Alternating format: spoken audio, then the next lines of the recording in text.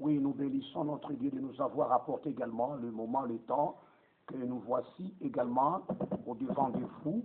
Oui, nous sommes de retour au sujet de la parole de Dieu. Parce que c'est la parole qui nous unit. Oui, ça fait quand même un bout de temps, parfois 2 ou 3 jours passés. Vous n'avez pas également reçu des enseignements ou également le relève au sujet des enseignements qui sont lancés par le fort prophète Guillaume Kofi. C'est la raison pour laquelle nous sommes également revenus après avoir parfois terminé certaines préoccupations que nous avions. Maintenant, le Seigneur nous a donné quand même l'opportunité, le temps d'être ici pour relever les défis. Oui, avec le verset biblique dans lequel il s'est donné. Voilà, je viens également relever les défis au sujet d'une vidéo qui a circulé. Voilà, une vidéo dans laquelle il est en train de dire que Jésus n'est pas un Dieu créateur. Il parle de Jésus. Jésus n'est pas un Dieu créateur. Quand quelqu'un parle ainsi, donc on comprend facilement. Il croit dans sa tête que Jésus est Dieu, mais il n'est pas créateur. Autrement dit, quand tu vas entrer dans sa profondeur, quand il enseigne les faux enseignements, les enseignements erronés, hérétiques, il dit ouvertement que non, Jésus n'est pas le Père. D'accord. Ça, ce n'est pas le moment d'entrer à ce qui concerne Jésus et le Père.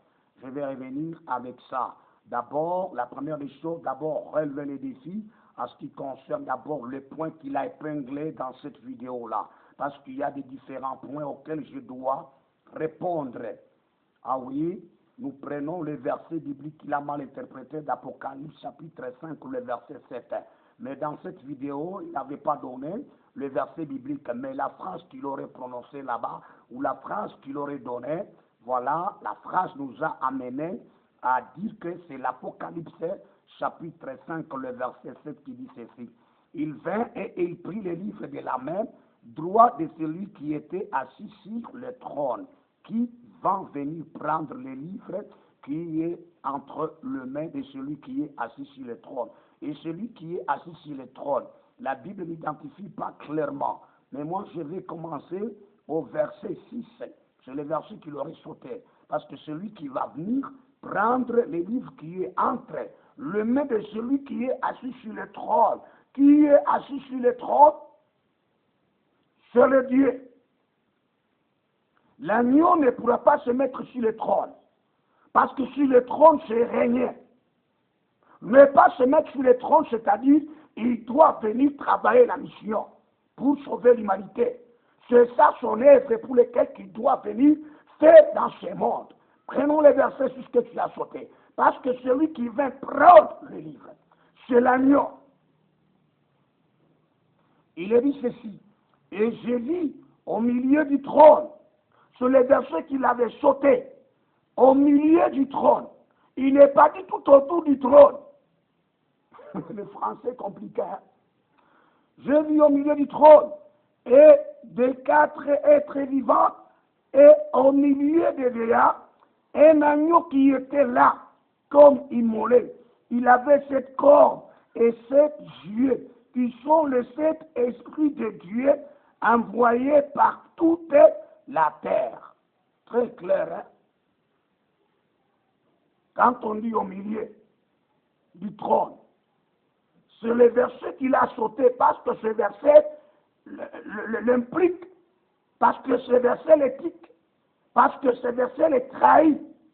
Il voit Jean, il l'a vu au milieu du trône. À moins que les Français compliquent les gens.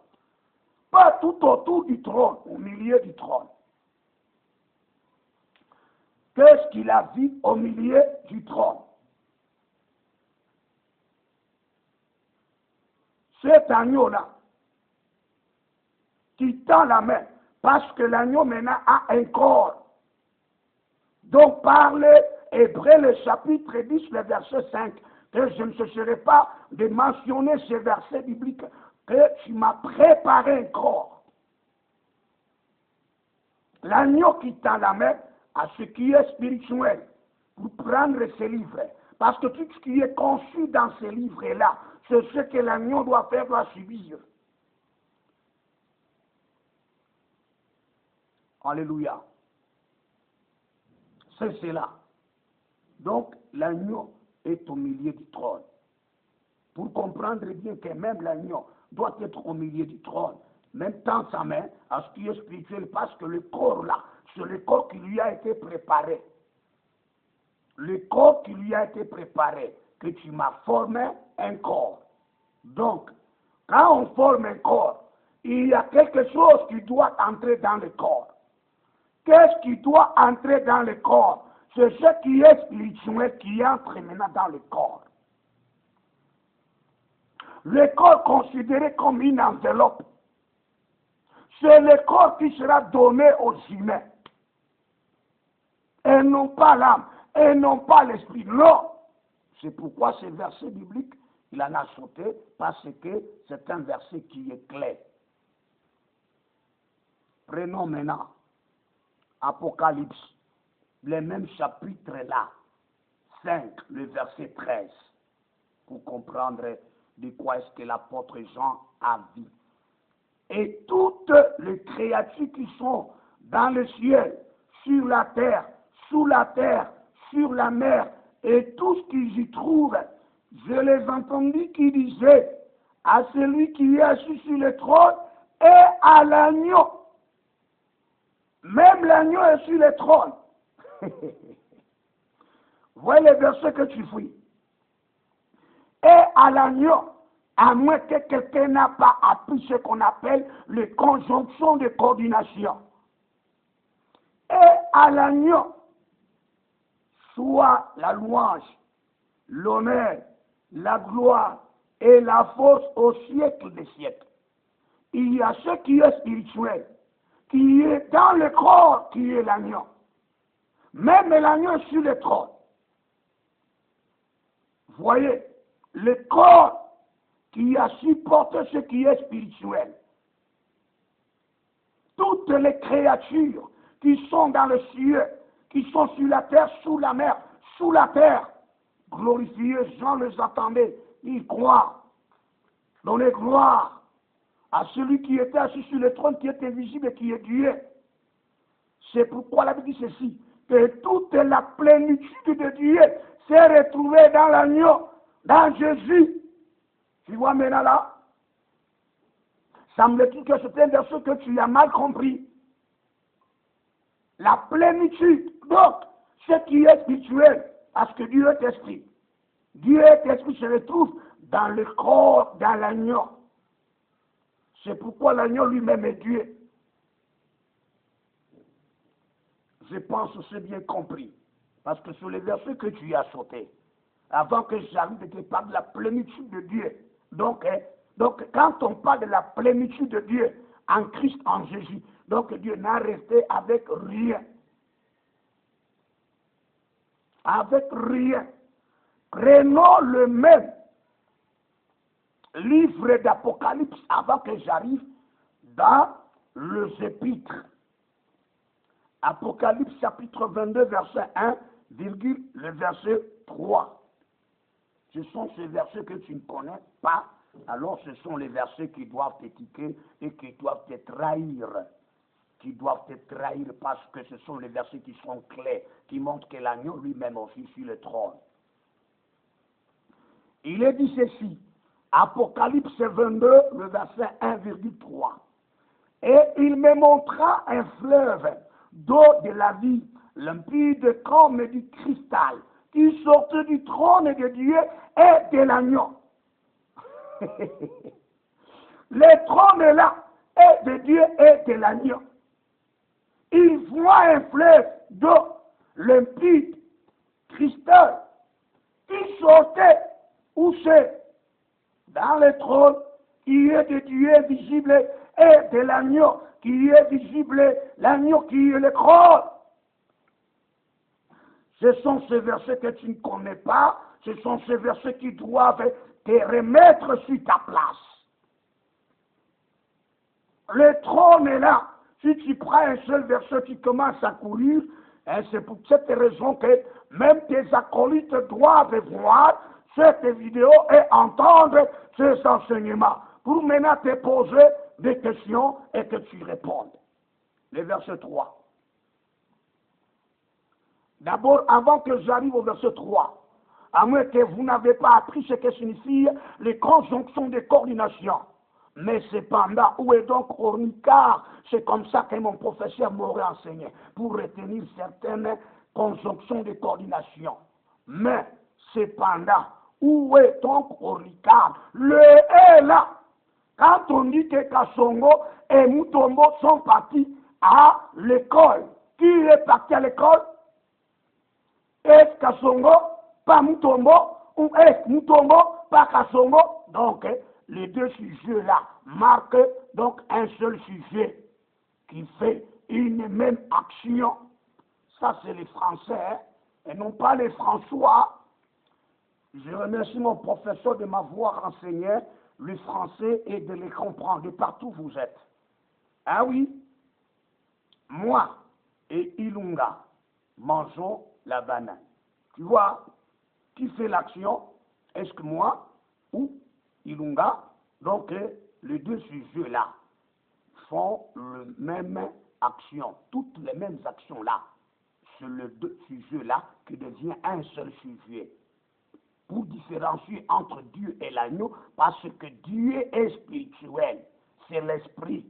En Jean chapitre 4, le Seigneur l'a bien défini. Après quoi, c'est l'agneau là, il doit y avoir un corps.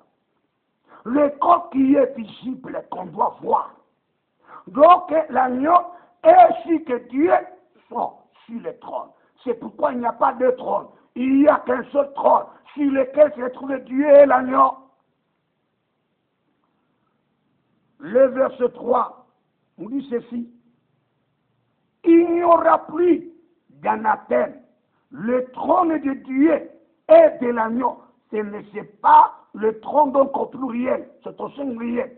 Le trône de Dieu et de l'agneau sera. On n'a pas dit seront comme si c'était au pluriel comme si c'était deux trônes. Un seul trône sur lequel se trouve Dieu et se trouve l'agneau. Parce que c'est compliqué, on dit dans la main. C'est là que ça compliqué. Je suis là, moi. Prenons l'exemple, je suis là. Dieu, je suis là. Un agneau dans lequel se trouve Dieu. Vous voyez? Vous comprenez bien? Le trône de Dieu et de l'agneau sera dans la vie. Ses serviteurs le serviront et verront sa face. Le trône de Dieu et le trône de l'agneau. Ce n'est pas qu'il y a deux trônes, qu'il n'y a qu'un seul trône sur lequel est assis Dieu et sur lequel est assis l'agneau. Tu vois maintenant? J'étais dans le dernier verset. C'est ça d'abord ce qui t'a piqué. Tu as pris qu'un seul verset que tu as compris. Or, il y a beaucoup de versets. Je ne peux pas te donner beaucoup de versets. Prenons Apocalypse chapitre 20, le verset 5 et le verset 7. Voilà, tu es un petit bouffon, tu es rétracteur. Venez encore avancer. L'explication te manque. Il est dit ceci, pour que les gens comprennent, pour que les gens saisissent la parole de Dieu, pour que les gens puissent avoir l'idée de tous les mensonges que tu es en train de donner. Il est dit ceci, les autres morts ne révèlent point à la vie jusqu'à ce que le 1000 ans fût accompli. C'est la première résurrection. Tu vois ça? Le verset, alors, je prends le verset 6 jusqu'à même au verset 7 pour la meilleure compréhension. Errés et sont ceux qui ont part à la première résurrection, la seconde n'a point de pouvoir sur eux, mais ils seront sacrificateurs de Dieu et de Christ. Moi, mon problème de Dieu et de Christ, on combine toujours. Donc, les deux personnages, ou les deux personnes, en une seule personne. Parce que la conjonction le lie. Et ils régneront avec lui. Il n'a pas dit, ils régneront avec eux comme s'il y a deux. Pendant 1000 ans. Le Dieu et Christ font un. C'est pourquoi le Seigneur l'a enseigné dans Jean. Il dit que moi et mon Père, nous sommes un. Il n'y n'y a pas à les diviser, à les disséquer, il n'y a pas. Ils sont un. C'est ce qui est tellement nécessaire qu'au lieu de prendre le verset 7, non, ça c'est pas tellement important. Donc c'est ça le verset clé que vous devriez prendre et comprendre et connaître que quand on parle de Dieu et quand on parle de l'agneau, quand on parle de Jésus, donc les deux personnages là font un.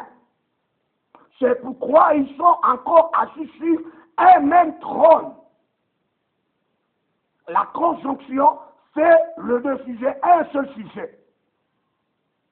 Voilà, c'était ça d'abord une préoccupation de tout ce qui te dérangeait. Maintenant, je viens à ce qui concerne, il dit que faites au moins, c'est ce qu'il dit, le faux prophète Guillaume Kofi dit que faites au moins une différence entre glorifier, adorer, ainsi c'est prosterner. En tout cas, quand on est malade, il faut quand même faire des recherches. Il faut chercher quelqu'un pour le guérir. Il faut chercher quelqu'un pour le traiter. Parce que quand on est psychiquement malade, on doit se faire soigner.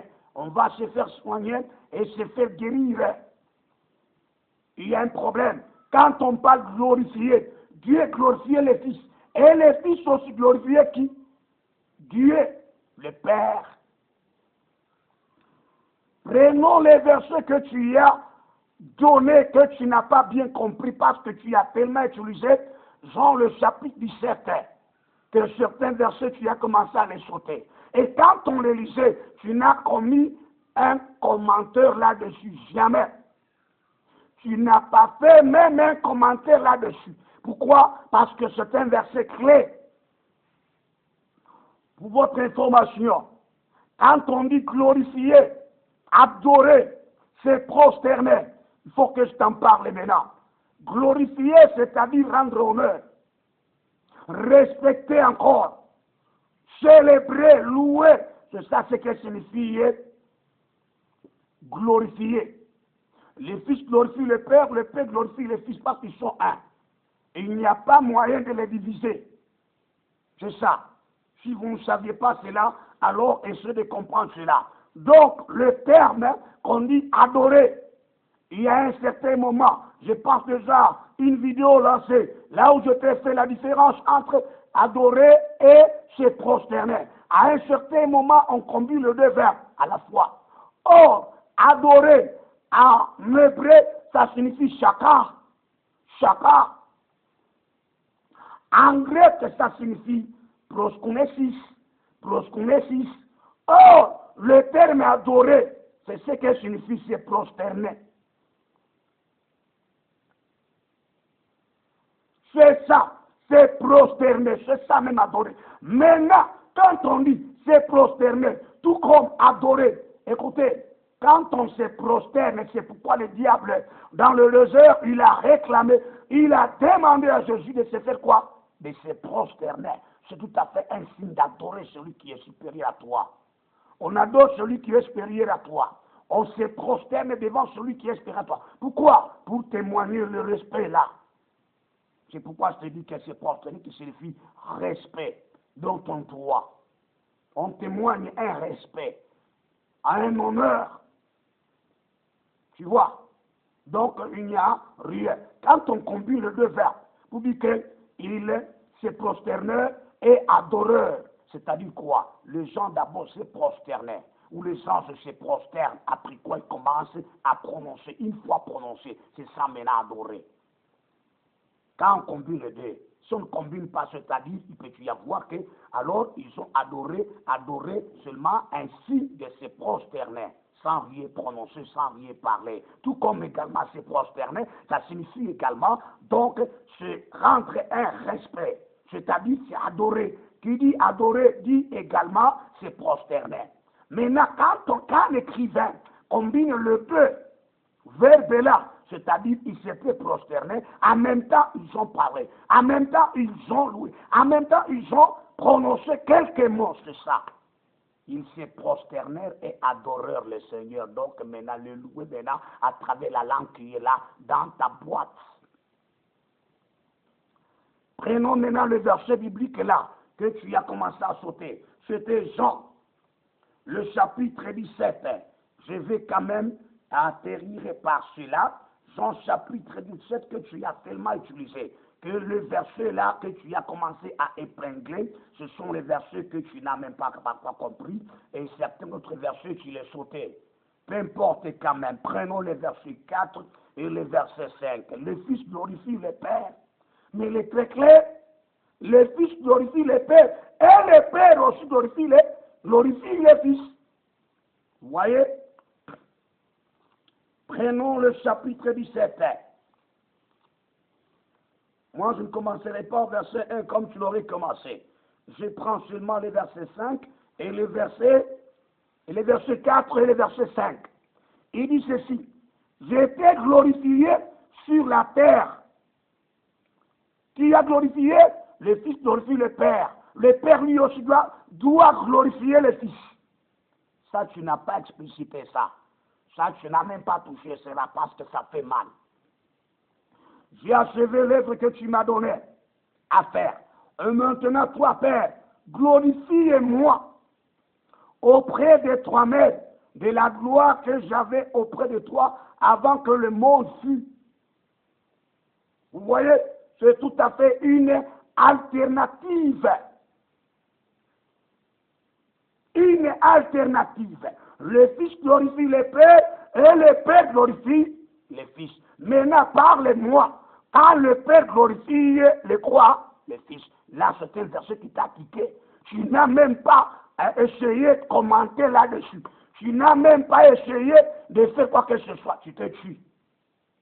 Tu dis toujours que non, c'est le Fils qui glorifie le Père. Oh, le Père aussi glorifie le Fils. Il est dit quelque part. Là où tu as dit que non, vous voyez, c'est le Fils qui était dans le Père, mais ne connaissant pas que le Père aussi était dans le Fils. Vous voyez cette manière de parler de la Bible dont tu ignores, dont tu ne comprends pas. Voilà d'abord la première partie, donc tu dois comprendre et tu dois connaître. Et en tout cas, c'est prosterné, c'est ce que tu dois connaître. C'est pourquoi je commence également Jean 17, 1. Après avoir ainsi parlé, Jésus leva les yeux au ciel et dit, Père, le revenu glorifie ton Fils, glorifie ton Fils, afin que ton Fils te glorifie. Vous voyez cette alternative. Que le Père commence d'abord à glorifier le Fils. Et que maintenant, à son tour, le Fils de glorifier qui? Le Père, donc un seul. Il n'y a pas divisé. Oh, c'est nous qui sommes appelés à glorifier le Dieu, à glorifier les Fils, les mêmes Fils, les mêmes Pères. Voilà ce qui t'a tiqué, ce qui t'a compliqué, ce qui t'a amené à ne pas comprendre. Voilà. Que Dieu bénisse tous ces mondes qui nous ont entendus, parce que c'est la première partie. La seconde va venir.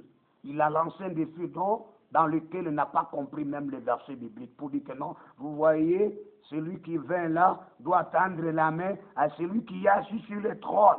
C'est comme si il n'y a qu'un seul qui est assis. Non, non, tous les deux sont assis sur le trône. Un même trône. Tu vois. Il n'y a rien à ce qui dit, à ce qui peut être dit que non, il y a celui qui est supérieur, il y a celui qui est inférieur. Dieu lui-même s'est fait inférieur en portant quoi? En portant le corps humain. Là, ce sont les enseignements qui seront à la longue pour d'abord qu'on fait comprendre au peuple de Dieu de partout où vous êtes. Ne soyez pas inquiets, les hommes de Dieu, les serviteurs de Dieu. Voilà, ce sont les versets qu'il faut avancer à ces faux prophètes qui s'est fait croire, qui s'est fait passer à un serviteur de Dieu tant qu'il est en train de mentir aux gens. Oui, c'était le berger Seba Ilunga Dadi. Nous vous demandons de vous abonner sur la chaîne pour ne pas manquer les enseignements qui vont vous édifier, qui vont également vous remettre sur les rails. Même si vous avez failli à tomber dans ta foi, nous sommes dans une période, dans une époque des blasphématoires qui sont en train quand même d'être attendus par-ci par-là. Car cela ne tient, nous connaissons que le Seigneur est toujours avec nous pour relever tous les défis. Je reviens encore à ce qui concerne maintenant ce que tu as attaqué et ne pas comprendre. Que Dieu bénisse tous ceux-là qui nous suivent de près et de loin. Et nous vous demandons nécessairement de vous abonner. Parce que quand vous vous abonnez, vous ne manquerez pas les enseignements. J'ai déjà lancé beaucoup de ripostes contre les faux prophètes. pouvez tomber sur une seule vidéo tant qu'il y a beaucoup de vidéos. Et nos vidéos, nous le numérotons. Parfois, numéro 1, numéro 2, 3, 4. Et même, vous entendrez, quand on parle final, donc on a terminé cette partie-là. Quand la partie n'est pas encore terminée, vous n'entendrez pas ce qui est comme final. Une fois la vidéo, nous avons écrit final, donc on a terminé sur cette partie-là. Là, voilà la première partie à ce qui concernait les problèmes de glorifier, les problèmes d'adorer, les problèmes de se prosterner et les problèmes de vouloir les diviser, comme s'ils étaient divisés, tant que Christ a dit en Jean chapitre 10, verset 30, que moi et mon Père, nous sommes un. Nous sommes un. Il n'y a pas la division. Le problème est donc l'agneau, c'est le corps dont déjà Dieu devait lui-même se préparer pour pénétrer là-bas. Ce n'est pas dit que Dieu est entré là, après quoi il s'est séparé. Non, c'est pourquoi la plupart des gens, quand Jésus a enseigné, il dit que mon Père est avec moi et dans moi. Moi, dans le Père, comment est-ce que dans un verre, le verre entre dans un autre verre, vous comprenez par là. Donc, ils sont là-bas. Et ça ne signifie pas pour dire que Jésus, quand je l'ai quitté là-bas, a le ciel venu sur la terre, donc il a laissé le trône vide. Jamais. Le trône a toujours été occupé. Là, je reviendrai. Que Dieu vous bénisse partout, là où vous suivez. Amen.